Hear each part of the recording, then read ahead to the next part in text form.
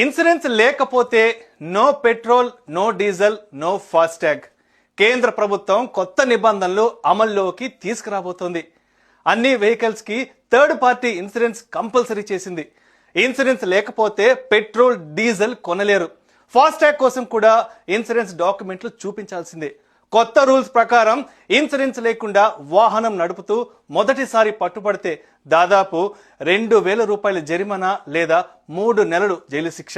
రెండోసారి పట్టుబడితే 4,000 రూపాయల వరకు జరిమానా ఉంటుంది. ఏదైనా ప్రమాదం జరిగినప్పుడు ఇన్సూరెన్స్ ఉంటే జరిగిన నష్టానికి పరిహారం పొందే వీలు కలుగుతుంది.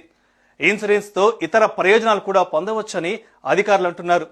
లేకపోతే చాలా నష్టాలు తప్పవని హెచ్చరికలు కూడా జారీ చేస్తున్నారు. మోటారు వాహనాల చట్టం 1988 ప్రకారం అన్ని మోటారు వాహనాలకు తప్పనిసరిగా థర్డ్ పార్టీ బీమా పాలసీ ఉండాలి. అసలు చట్టం ఏం చెప్తుంది? మోటారు వాహనాల చట్టం 1988 ప్రకారం అన్ని మోటారు వాహనాలకు తప్పనిసరిగా థర్డ్ పార్టీ బీమా పాలసీ ఉండాలి.